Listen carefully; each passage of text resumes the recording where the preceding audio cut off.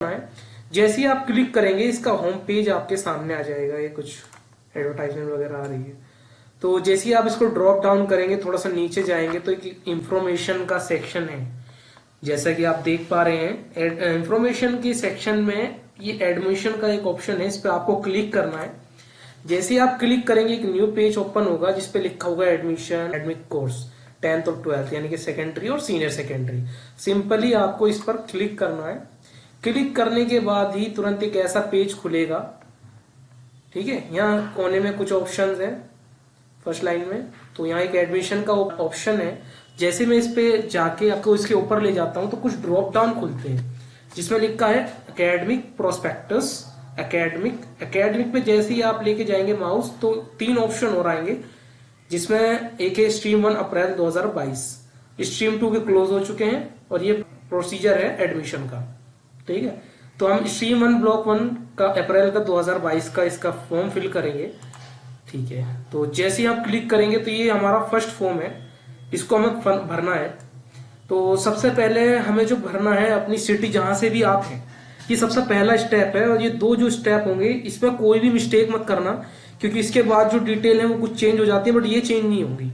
तो सबसे पहले ये पूछ रहा है आपका स्टेट कौन सा है, स्टेट डालिए। सपोज मैं दिल्ली डाल देता हूँ, सेलेक्ट कर लिया। सेकंड ये पूछ रहा है आइडेंटिटी टाइप क्या आप देंगे, तो आपके पास जो भी हो सेलेक्ट कर लेना। मेरे पास आधार कार्ड है, मैं सेलेक्ट कर रहा हूँ। सेकंड है आइडेंटिटी नंबर क्या है। आइडेंटिटी मींस आधार नंबर, आपका आधार नंबर जो भी आप डॉक्यूमेंट दे रहे हैं उसका नंबर डालिए इसके अंदर। तो मैं कोई भी रैंडम सा डाल देता हूँ।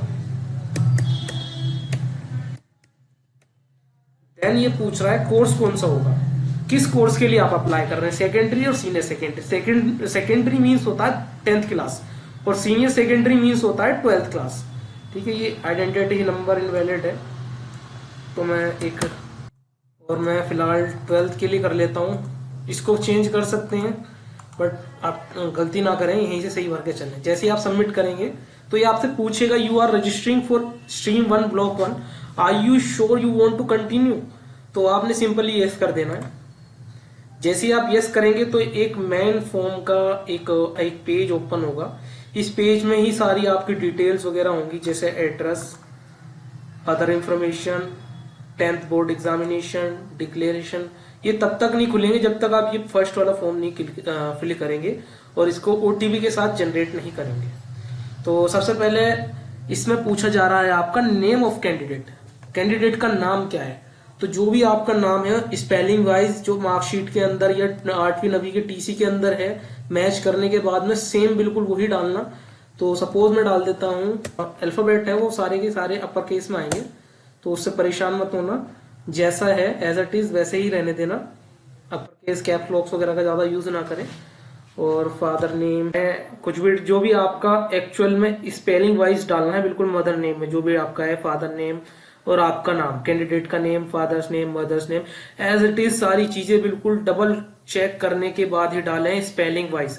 नेक्स्ट आपका ऑप्शन है date of birth. Date of birth में जो भी आपकी डेट ऑफ बर्थ है आपको वो डालनी है, मैं जस्ट समझाने के लिए डाल रहा हूँ, तो आपकी जो है वो डालना आप। ठीक है, नेक्स्ट ऑप्शन पे आ जाइए। नेक्स्ट ऑप्शन है जेंडर। जेंडर सेलेक्ट करना, जेंडर जो भी आपका है, मेल फीमेल ट्रांसजेंडर। ठीक है, और आपका जो भी आधार नंबर है, आधार नंबर एज इट इज और बिल्कुल डबल क्रॉस चेक करके डॉक्यूमेंट जब भी आप ये फॉर्म फिल करें डॉक्यूमेंट अपने पास रखें और उसमें से देख देख के बिल्कुल सही सही सारी चीजें डबल चेक करके जब फिल करें। मोबाइल नंबर एक आपको देना है। ईमेल आईडी बिल्कुल सही दें और ईमेल आईडी हो सके तो नहीं क्रिएट करें। फोन नंबर भी बिल्कुल ऐसा डालना जो आप बंद ना करो, क्योंकि बहुत सारे काम ऐसे होते हैं जिसके लिए आपको फोन नंबर की रिक्वायरमेंट पड़ती है। तो नंबर बिल्कुल सही डालें और बिल्कुल ऐसा नंबर डालें जो आप आगे तक यूज करें, जिसको बंद ना करें। तो सिंपली ये सारी चीजें 2-2 बार सही से चेक करने के बाद में जब बिल्कुल आप संतुष्ट हो जाएं कि सारी डिटेल जो आपने लिखी है बिल्कुल ठीक है, जब आपको इस पर क्लिक करना है जनरेट ओटीपी। जैसे ही आप जनरेट ओटीपी पे क्लिक करेंगे ड्रॉप डाउन ओपन आएगा, ये ड्रॉप डाउन आएगा नीचे और इस पे बोलेगा कि enter your OTP detail. Email का ओटीपी डालिए और फोन का ओटीपी डालिए। मोबाइल पे एक मोबाइल पर आएगा और एक ईमेल पर आएगा। ईमेल पर जो है ओटीपी ही नहीं मिल पाता, तो इसलिए दिक्कतें आती हैं। मोबाइल का एक ओटीपी आएगा, एक फोन नंबर पर ओटीपी आएगा। सिंपली ओटीपी डाल देंगे। डालने के बाद आपको सबमिट करना है। जैसे ही आप सबमिट करेंगे, सबमिट करने के बाद ना आपका ये जो विंडो है नीचे वाला ये ओपन हो जाएगा। फिर एंटर करने के बाद थोड़ा सा प्रोसेस होगा, और प्रोसेस होने के बाद में आपका जो नेक्स्ट ऑप्शन है वो खुल जाएगा, एड्रेस वाला। जैसे ही आप एड्रेस पे क्लिक करेंगे, यहाँ पर आपको अपना परमानेंट और कोरेस्पोंडेंस दोनों एड्रेस डालने हैं।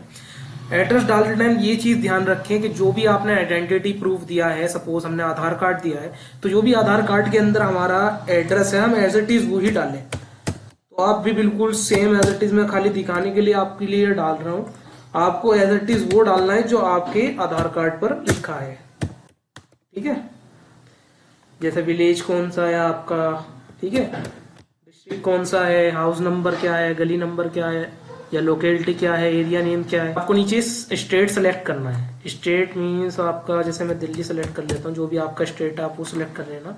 उसके बाद डिस्ट्रिक्ट, जो भी आपका डिस्ट्रिक्ट होगा वो आपको सिलेक्ट करना है।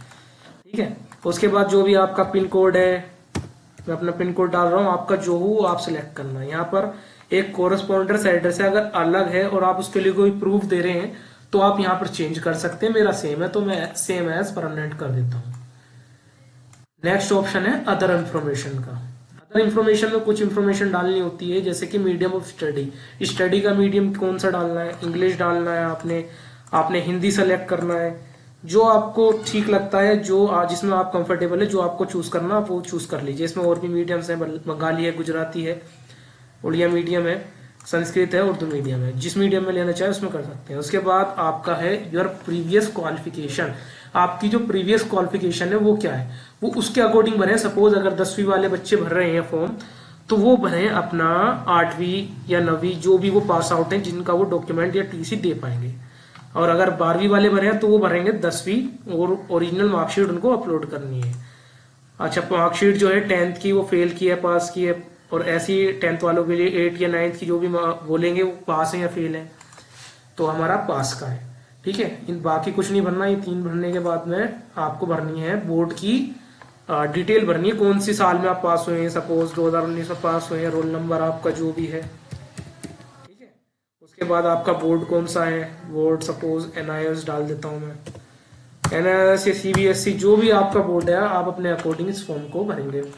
Last but not the least, declaration में मीन्स होता है कि आपने जो भी कुछ भरा है अपना सही देख करके भरा है, कोई भी मिस्टेक होगी तो उसके जिम्मेदार आप खुद होंगे। सपोज क्लिक करना और नेक्स्ट कर देना है। जैसे ही आप नेक्स्ट करेंगे तो एक विंडो खुल के आएगी जिसमें है ऑप्शनल डिटेल। ऑप्शनल डिटेल में 2-3 डिटेल डालनी होती है, जैसे मदर टंग डाल दीजिए, मेरी हिंदी है मैं हिंदी डाल देता हूँ, अपना रिलीजन डाल दीजिए जो भी आपका रिलीजन। ठीक है, उसके बाद फिर नेक्स्ट पे चलते हैं। नेक्स्ट वाली आ गई सब्जेक्ट, आपको सब्जेक्ट कौन से सेलेक्ट करने हैं। ठीक है, तो अभी हम ये 12th का भर रहे हैं इसलिए 12th के सब्जेक्ट आ रहे हैं, बट 10th के जैसे भरेंगे हम तो 10th के आएंगे। और पीछे जो हमने फॉर्म भरा था जिसमें अपनी 10th की डिटेल डाली थी, उसमें वो 10th वाले बच्चों के नहीं आएगी, क्योंकि 10th में उनके पास TC होती है, इसलिए उनके पास कोई बोर्ड की वो ऑप्शन वहाँ इनेबल नहीं होगा। तो यहाँ पर हम जैसे क्लिक करेंगे, हिंदी ले लेते हैं, इंग्लिश ले लेते हैं।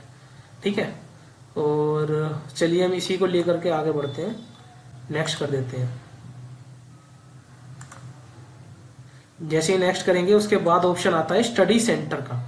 Study centre means study centre पे मोस्ट ऑफ द वर्क आपका स्टडी सेंटर पर होगा। जैसे TMA आपके सबमिट करने जाना होगा तो आपको स्टडी सेंटर पे, practical most of the cases में प्रैक्टिकल आपके स्टडी सेंटर पे होते हैं। और तो स्टडी सेंटर में हम सेलेक्ट कर लेते हैं, कोई भी स्टडी सेंटर चूज कर लेते हैं। ठीक है, मैं कोई भी फर्स्ट प्रेफरेंस, सेकंड प्रेफरेंस। ठीक है, और सीट देख के चेक कीजिए जिसके अंदर सीट्स हो। ठीक है, फर्स्ट प्रेफरेंस अगर मान लो इसमें कोई किसी इशू की वजह से नहीं हो पाया तो फिर इसमें होगा आपका स्टडी सेंटर। तो ये सारी चीजें देख करके फिल करें। चलिए फिर नेक्स्ट ऑप्शन पे चलते हैं। नेक्स्ट ऑप्शन पे जाने के बाद में हमारा सबसे मोस्ट इम्पोर्टेंट पार्ट आ जाता है, ये कह लीजिए सेक्टर आ जाता है, जिसमें हमें बिल्कुल सारी चीजें भरने के बाद अगर कहीं मिस्टेक होती है तो यहाँ मिस्टेक होती है बच्चों की मोस्ट ऑफ द केसेस में। सबसे पहला ऑप्शन है फोटोग्राफ। फोटोग्राफ जो है साइज यहाँ लिखा हुआ है 1 MB से ज्यादा ना हो, JPG, PNG और JPEG मैक्सिमम 1 MB का साइज हो। साफ और क्लियर फोटो रखें, व्हाइट बैकग्राउंड के साथ हो या ब्लू बैकग्राउंड के साथ हो, थोड़ी अच्छी फोटो देना, क्योंकि मार्कशीट वगैरह, ID कार्ड वगैरह सभी के अंदर। डॉक्यूमेंट है आपका सिग्नेचर, तो जो भी सिग्नेचर वगैरह आप करते हो, जो भी आपका हो, वो आपको अपलोड करना है। साइज देख लीजिए यहाँ पर भी सेम जेपीजी, पीएनजी और जीआईएफ, मैक्सिमम साइज 1 MB ऐसे डालना है। अगला डॉक्यूमेंट आपको डालना है आइडेंटिटी प्रूफ। आइडेंटिटी प्रूफ हमने स्टार्टिंग में सिलेक्ट किया था आधार कार्ड। इसके अंदर आइडेंटिटी प्रूफ आपको अपलोड करना है, उसका भी सेम है, मैक्सिमम साइज 1 MB। जो अगला डॉक्यूमेंट है यहाँ पर बर्थ सर्टिफिकेट वगैरह का है तो आप डाल दें। अपलोड फेल मार्कशीट, फेल तो है ही नहीं। प्रीवियस क्वालिफिकेशन सर्टिफिकेट ये डालना है आपको। प्रीवियस क्वालिफिकेशन क्या है, सपोज अगर 12th स्टैंडर्ड के स्टूडेंट हैं तो अपनी 10th की ओरिजिनल मार्कशीट स्कैन करके डालें। साइज वगैरह का ध्यान रखें और फॉर्मेट का भी ध्यान रखें। नेक्स्ट में डालना है एड्रेस प्रूफ। आधार कार्ड की बैक साइड में जो आपका एड्रेस प्रूफ या जो भी कोरेस्पोंडेंस एड्रेस प्रूफ आप देना चाहते हैं इसके अंदर, वो आपको स्कैन करके इसमें अपलोड करना है। तो लास्ट में आते हैं 10th की मार्कशीट मांग रहा है दोबारा, इसमें अपलोड कर देना आप। जैसे ही आप अपलोड कर देंगे इसको, तो आपके लगभग सारे डॉक्यूमेंट जो नेसेसरी हैं वो इसके अंदर अपलोड हो जाएंगे। Photograph, signature, identity, birth certificate है तो डाल देना, प्रीवियस क्वालिफिकेशन नेसेसरी है, एड्रेस प्रूफ नेसेसरी है और 10th की सर्टिफिकेट भी नेसेसरी है। इसके बाद नेक्स्ट में हमने नेक्स्ट कर देना है। और जैसे ही आप नेक्स्ट करेंगे आपका ओवरऑल फॉर्म फिल हो चुका है। ओवरऑल फॉर्म फिल करने के बाद में आप एक बार इसको क्रॉस चेक करेंगे। जो आपकी पर्सनल कंफर्मेशन जो फॉर्म है फर्स्ट का बेसिक डिटेल का, इसकी डिटेल चेंज नहीं होती, ठीक है। बाकी जो है एड्रेस वगैरह इनकी डिटेलें चेंज हो जाती हैं। अगर आपको कोई चीज सही लग रही है तो ठीक है, अगर दिक्कत लग रही है तो ये साइन है, इस पे क्रॉस कर देना और इसको एडिट कर देना जो भी आपको गलत लग रहा हो, ठीक है। फिर नीचे आएंगे, उधर डिटेल, यहाँ कुछ मिसमैच या कुछ डिटेल दिक्कत लग रही है, कोई परेशानी लग रही है तो इसको चेंज कर देंगे और एडिट कर देंगे और फिर रिव्यू कर देंगे फॉर्म को। यहाँ फिर अगर चेक करेंगे कोई दिक्कत लग रही है तो ठीक है, वरना तो फिर इसको ऐसा ही रहने देंगे, ठीक है। नीचे आएंगे, नीचे आने के बाद ऑप्शनल डिटेल है। यहाँ भी कुछ अगर किसी को कोई परेशानी या कुछ गलत ऐसा लगता गलत भर दिया तो एडिट पे जाके इसको एडिट कर देंगे और फिर नेक्स्ट कर देंगे। सब्जेक्ट चेक कर लेंगे। सब्जेक्ट मिनिमम 5 सब्जेक्ट होते हैं। जैसे यहाँ पे हमें सपोज एक सब्जेक्ट और ऐड करना है, हम नीचे गए, हमें सब्जेक्ट ऐड करना है, एक हिस्ट्री ऐड कर लेते हैं, नेक्स्ट कर देंगे, नेक्स्ट कर देंगे और ये प्रीव्यू पे आ जाएगा। प्रीव्यू पे होने के बाद में जब सारी चीजें आपके एक्यूरेट हो जाए, डॉक्यूमेंट चेक कर लेना सारी चीजें, तब हमारा लास्ट का जो सेशन बचता है वो बचता है पेमेंट का। तो पेमेंट के लिए आपको इसके अंदर 3-4 ऑप्शन दिए जा रहे हैं। जो भी आपके लिए कंफर्टेबल हो, जो भी आपके लिए इजी हो आप वो कर सकते हैं। तो हम करते हैं यूबीआई से और ये आपकी फीस है, ठीक है, ऑल ओवर फीस वगैरह ये है। और इसको जैसे ही आप पे करेंगे तो ये आपसे ऑप्शन मांगेगा कि आप किस ऑप्शन के द्वारा, किस माध्यम से आप पेमेंट करना चाहते हैं, क्रेडिट कार्ड और debit card, net banking, scan and पे यानी कि यूपीआई के थ्रू। ये भी यूपीआई वाला ऑप्शन है। तो जो भी आपको ऑप्शन ठीक लगे वो आप उससे अपनी पेमेंट कर देना, कर देंगे। ये यहाँ से कंप्लीट हो जाएगा और यहाँ आपको डॉक्यूमेंट वेरिफिकेशन शो करेगा। मैं अभी इसकी पेमेंट नहीं कर रहा क्योंकि मैंने आपको दिखाने के लिए इसको फिल किया है। और यहाँ आपका रेफरेंस नंबर आ जाएगा 24 से 48 घंटे के अंदर अंदर। कई बार ये आता, कई बार इसमें जाता है और कई बार इसमें टाइम भी लगता है, तो उससे परेशान ना हो। और यहाँ पेमेंट, जैसे ही आप पेमेंट कर देंगे तो यहाँ पेमेंट हिस्ट्री के अंदर आपकी पेमेंट शो करेगा। इसको आप क्लिक करके चेक कर लेना। ये बराबर में सेक्शन है आपका डॉक्यूमेंट का। अगर डॉक्यूमेंट में कुछ चेक करना है तो आप सीधे यहाँ के थ्रू चेक कर सकते हैं। कोई भी इश्यू लगे या कोई प्रॉब्लम लगे, आपको प्रॉब्लम लगे कि ये यार थोड़ा सा ब्लर आ रहा है तो इसको मैं चेंज कर सकता हूँ, तो यहाँ से ब्राउजर पे जाके आप उसको उसके हिसाब से चेंज